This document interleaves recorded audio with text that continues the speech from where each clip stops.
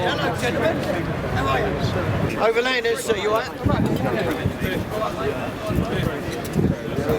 How's your mum?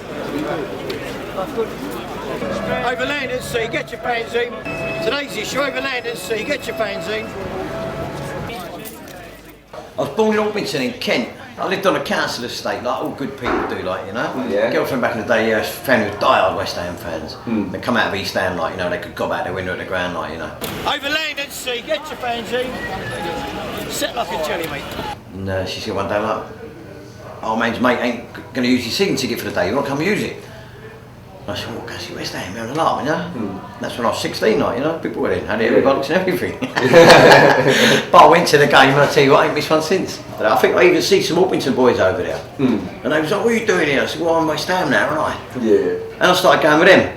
You know, and the ritual started getting in the bowling, going on the piers, getting a pint of mash, and you know, and it sort of went on from there. And then I met other people, and you know how it goes. Don't worry about the change. Take your change. This is well worth it. Take your change. God bless you.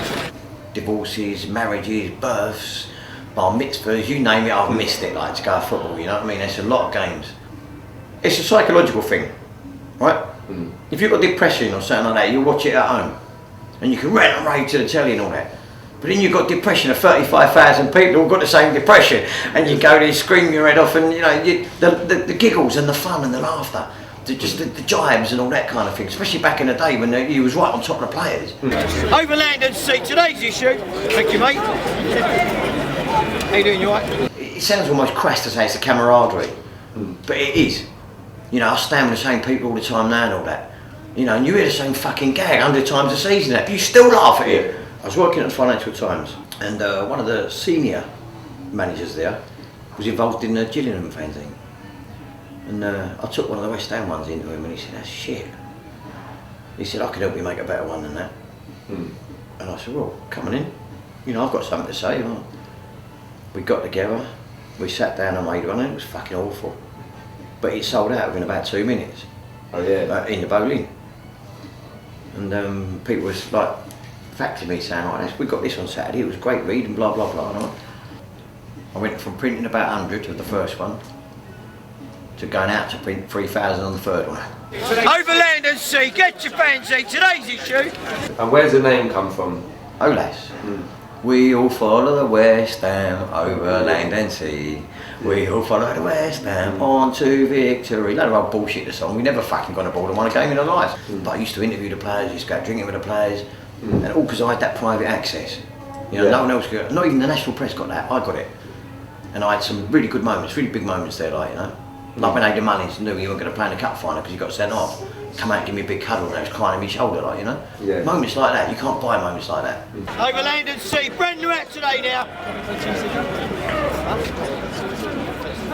We're inside the final furlong, Overlanders, see. Because I'm a showman. And it's like me, it's almost like me being a vicar in a fucking pulpit, like. And you know what I said about the geezers telling the same jokes in the football ground? I say the same things fucking 27 years outside. I got it on camera. Yeah. When there's a piece of bullshit on the floor, when the police horses go by, you know, watch out for that part of Tottenham, and everyone laughs. They probably heard it a million times, but I still, you know, I still ride the train. Fuck these! Do that light bulb on them. You know, they say that if you're in a public domain and that, you're a brother, you're a sister, you're a mother, you're a lover, you're a social worker, you're everything combined into one. And I know some of them people that probably, you know, it was their last game last week and they come up and give me an hug and all that, I probably know what size fucking pants they wear, you know, because they've told me over the years. You know, these people have been phenomenal to me over the years. Absolutely phenomenal to me. They've come and they bought the magazine week in, week out, week in, week out, you know, year in, year out. And they're the people that I'm going to really miss. And I know I'm joking about their pants and all that kind of thing, but they're the people I'm really going to miss. Fucking proper football people. Cheers, bud. Oh, top scum. Silly old me. So, why are you stopping it now, Gal? I think my time's up, mate. I think my time's up. Although I've got to be honest, I'm having second thoughts. But I've told enough people now that it's time's up, so I've got to go, really. I've cut my own throat. I made such a big thing about packing up that if I don't pack up now, I'll get caned in. But I'm too old and it's too cold. For 6 months of the year I'm standing outside West Ham in the pissing rain. You know, the drifting snow, you know, I get a frostbite on my bollocks and I don't need it anymore. I don't need it. I don't need it. You know, as I said, it's never been about the money, it's been about having fun and getting people's voices out there, getting their stuff out there. And you know, my DJing has really taken over now. And if say I play all around the country and all that, and say I don't get home from Norwich or something till 5 in the morning, and I've got to be outside West Ham at 10:30. It's fucking hard work at my age. You know, I'm 52. I'm not an old bastard yet, you know, but I'm getting there. I always sit back now when the internet came out. I thought, well, fuck me, I don't need this. And then I always said, it's all right having internet now. You can't take a fucking PC in the shit house with you, can you? Right. And then what they do, they bring out fucking tablets and smartphones, and you can take a tablet in a shit house with you, can't you? So they kicked me in a bottle of twice. Overland and Sea, tonight's issue, get your fanzine. I wasn't an order, it was just a request. Nah, no one likes chocolate, no one likes it.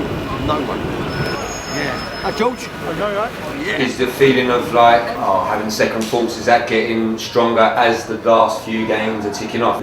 Because at the beginning of the season I was crying fucking Olympic Stadium, I'll punch your lights out.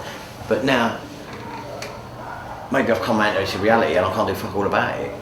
And I've enjoyed this season so much.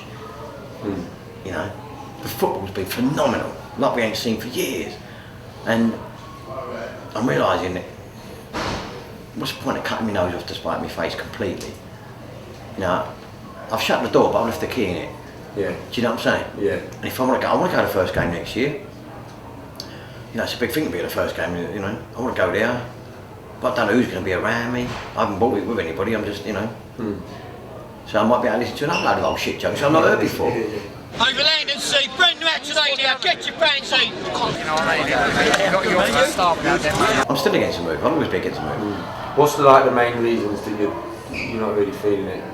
Well, because I'm a dinosaur, because I'm old, you know. My place has always been Upton Park. But reality, and I know this is reality because I sit and listen to people, I go and sit and play match, you know, people are fucking buzzing over going to the stadium. You know, people are buzzing. And I know that probably 80% of the ground are buzzing over it as well. And with me logic led on, I know it's the right thing to do. If you want to push West Ham up to another level, it's the right thing to do. But I don't want to push West Ham up to another level. I want to be the team that fucks up. You know, goes up to Man United and beats them and then fucks up against like Bury at home in the cup next game. I want to be that team still. I don't want to fucking win every game and win the Champions League and all that, you know? Don't want to be that team. Because with that you get all the fucking two bobbers come along like Chelsea have had over the years. And when you're giving people better facilities, you do get more fluffy people, simple as that. Because, you know, the alien people like us, the working class, that didn't mind wading through piss. You know, when you're having a piss, you're having a piss and you're pissing in the toilet, it's coming out of your fucking feet and you think, where? It's fucking raining in here and it ain't, you're pissing on your own feet.